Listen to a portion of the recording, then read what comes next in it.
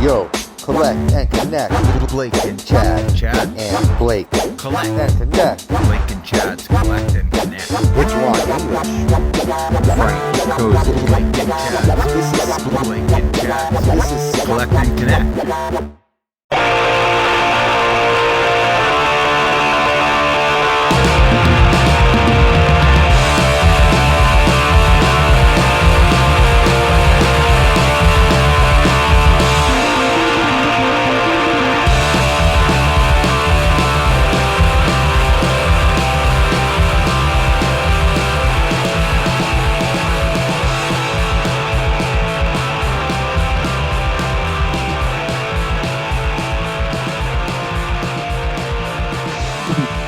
So on when you came with VV, like what made you want to, why was it the Labbit that you chose that? That's the most popular character. David himself collects Labbits. Labbit's been my most popular IP character. I mean, Labbit first started showing up on stuff in the mid-90s. I used to sell them on, I used to use ashtray and Zippo lighter sets, and then I made resin ones, and I always work them in, and I sold tons of stickers. And then when the toy thing happened, the Labbit became like the most popular toy. The first toy I did was a Labbit toy.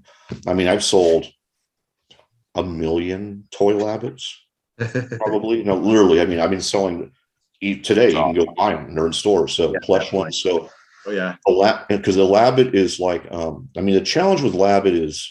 So I'll tell you a little story. So in the 90s, I was going to Japan a lot as an artist with a capital A. People there were interested in my silk screens and my fine art. So I would go there and sort of do these like fancy art shows and hang out with these like ritzy people. And on one of the first trips, I think 97, I went over there and I'm like, okay, American artists, what kind of like super crazy Japanese thing can you want to do some kind of traditional thing, right? That you do in Japan, right? You're supposed to do like go to a geisha house or climb the volcano or whatever. And I was like, no, dude, I want to go to Puro Land because I was really into Hello Kitty in the 90s. So I really liked the character attribute of Kitty. It's like a perfect character. That's why it's so big.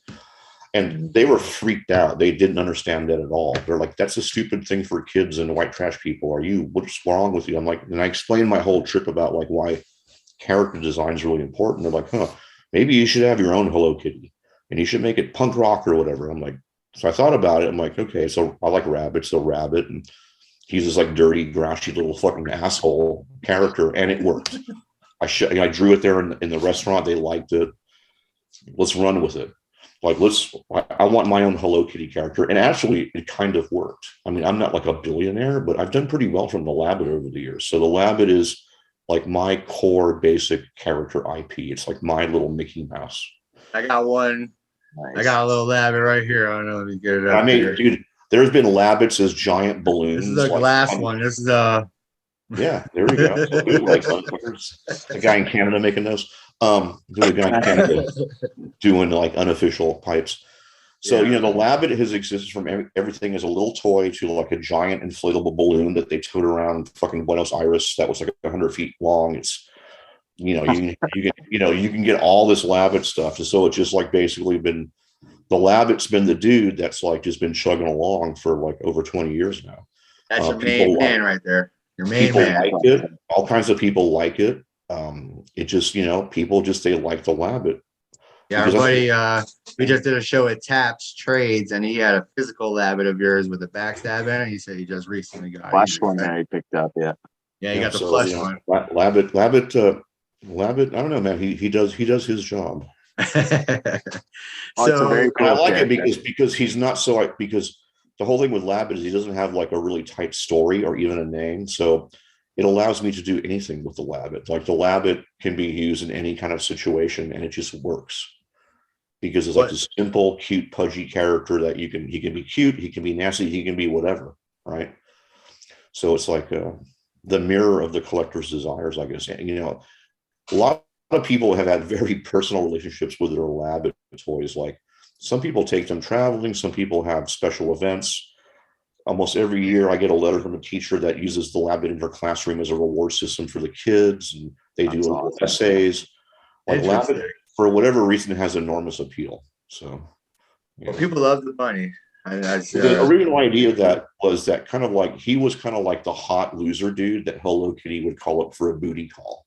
That was kind of like his original in this conversation with these Japanese guys, right? And that's why in his original versions, he's kind of like, he's like unshaven, he's smoking, he's kind of hungover, like the grunge looking. like he's a good friend, but he never pays back the money he borrows. He's kind of a couch surfer, right?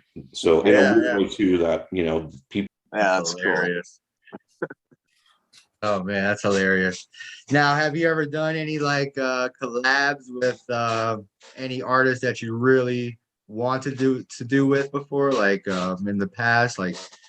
Yeah, I had the privilege. I was really, really into like underground music in the 80s and 90s and early 2000s. I was really into a lot of those bands in a heavy way, and so I had a pleasure. I started a record label.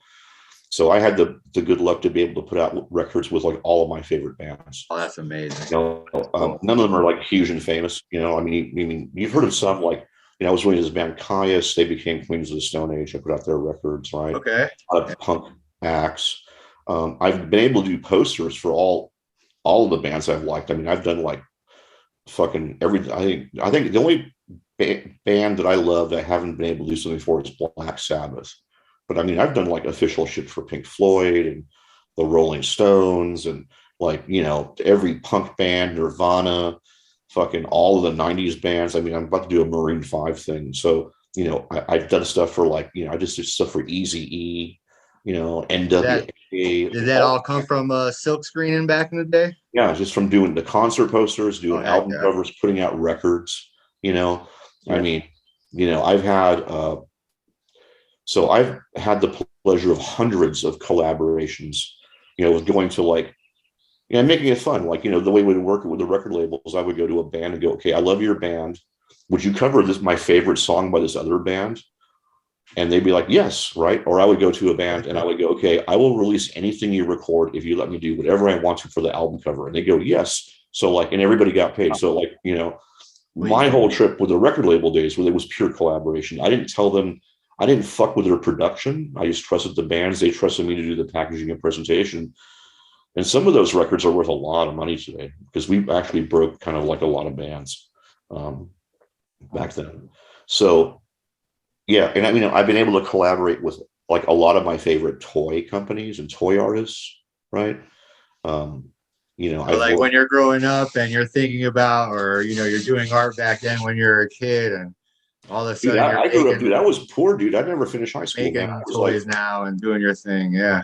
Who knew, dude? I was like an immigrant. I never finished high school in America. I was in the military for 4 years because like I had to eat, right? I got out of the military. I was just working construction, and I got involved in punk rock and doing art, and it turned into a lifestyle. But if it wasn't for the art, I would just be some like, I don't know, some like broke ass motherfucker somewhere. I didn't have any privileges growing up at all, But my main thing is I like to know what's going on. I'm interested in new stuff, and I've had a lot of good fortune. Been involved in, got to be involved in like 2 eras of music. I got to be involved in the whole designer toy thing. I got to be involved in like the rebirth of like posters as art form, fuck, dude, I made like MTV videos back in the day. I got to do a lot of cool stuff, and that's cool. And I was sort of like a couple of years ago, sort of like, okay, well, what the fuck is next? Like, do I just retire now? Like, kind of like I've run out of shit to do. So when the Web3 thing kind of happened, kind of halfway for real, I really got into it because all of a sudden there's this. And the thing is, when I went into it, you got to understand, nobody knew about any of my other work. So everybody almost everybody that has enjoyed my Web3 offerings, they're all new people. Yeah. And that, for a creator, man, that's the dream, right? To like find new people to acting in new ways. Yeah. Right. So for me, the NFT space has been, it's revived my interest in being creative in a major way. Because I kind of thought like I've totally done it. I've done all this shit, whatever. I got plenty of money, have a nice life, but kind of like was starting to get a little bored. Right. Yeah. And all of a sudden, like this whole new crazy thing happened. So for me, it's been really interesting.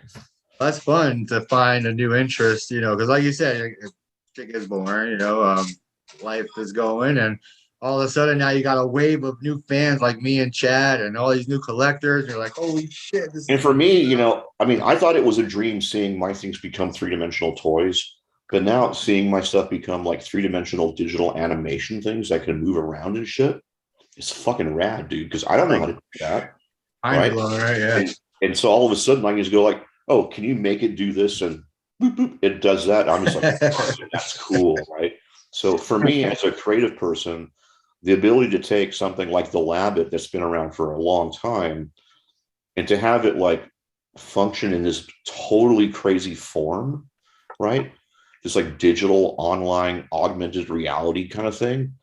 It's the Matrix, bro. It's fucking sick. That's what we say. I think the younger people, they've grown up with this. They don't understand just how amazing it is. Like, you know, I used to have to like do like, you know, set type when I was a kid. Do you understand? Like in my uncle's print shop, like, you know, it's like we were using steam engines basically, you know what I'm saying? And now to be able to go like, oh, my next NFT project is going to be all these like fucking hyper sculpted fucking thing. You know what I'm saying? It's fucking great, dude. I love it. So what do you guys like about VV? You know, I've been doing all talking here. You guys are, you know, into it enough to have this podcast. Like, what do you think about it? What do you like? Yeah. The collecting side. That's all there. Like for myself, that's what it is. And like you said, then the cool aspect of getting to play around with whatnot. Because like I myself, like I'm a plumber by trade, and today alone, I was showing the guys at work it and going through my vault and showing them different stuff, and they had no clue. But you know, even they were kind of blown away by it because it's like, you know, it's just something entirely new in a sense. With it's fucking trick, man. Yeah, definitely. Yeah. Me, I personally got into it because I do like to draw, and I did all that, and I still draw. But now having the vaults and being able to create, I have this room called Hell's Room. I pretty much made the Mondo posters with a devil in the background. I got Spider-Man fighting. It's like a whole crazy scene. It took me like 15 hours. You know, and you know, so that type of stuff really gets me going. But also the community, man, you know, even though there's like you said, those trolls and stuff, man, the community is outstanding. You know, we were able to speak to Ron English. We spoke to Luke Chu. We were able to speak with quite a few people. You know, we're very fortunate.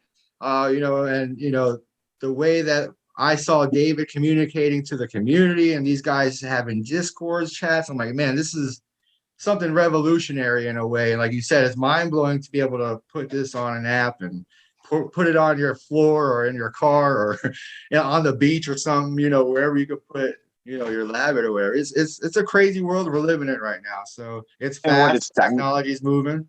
But yeah, go ahead. Especially with the technology, and like it brought us together through the app and whatnot is how we met. Like we, you know. Yeah, Chad's in Canada. I'm in Florida. We met through there and just collecting and whatnot, and just, you know, in that bond and whatnot, and the community that we have through VV, and like there's a group chat that we're all a part of. There's got to be like 100 and some people or more, and it's just, you know, things have just snowballed from there. Yeah, it's the connection, really. That's what also, really, man, and also, you know, on a personal note, you know, it's like, you know, COVID now 2 years, right? Like I've had a fucking, you know, everyone's had to sit at home for a year. Yeah. So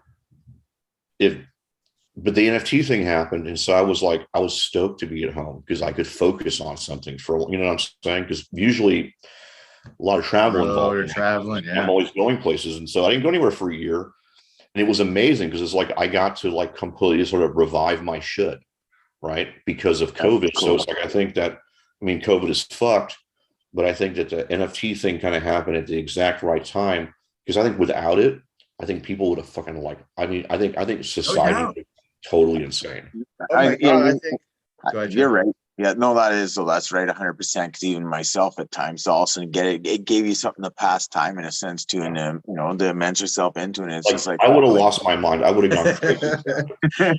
I think most of us would have. Like Chad said, we're in a group with 100 people, so in that time, connecting with these new people and making friends and not even knowing who they're talking to, and now we're chatting on Zoom, and you know, there's so much more to come, and we're still so early. We know we're early, and I'm never gonna hate on anything that you guys do because we know it's gonna be really interesting to see where this is at in like 10 years. Any goals for your future? As far as what you want to do now, I know you're into the NFT. Yeah, dude. You know, I love my life. I love what I do. I've had a long career, and my goal has always been to be able to do this like my entire life, right? So far so good. I'm in good health.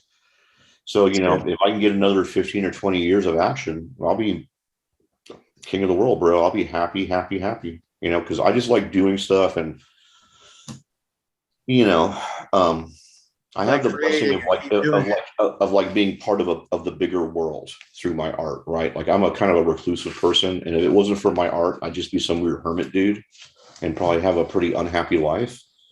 But by doing my creative work, I've gotten to travel all over the world. I've gotten to meet my wife. I've gotten to do a lot of good things and have a lot of good friends. And, you know, if I can keep doing that, that's the ultimate reward for me, man. Awesome, man. Awesome. Definitely. For sure. Not much more you could ask for realistically, right? Like I live a blessed life. I mean, I'm a really lucky person. Yeah, we feel grateful too and appreciate it.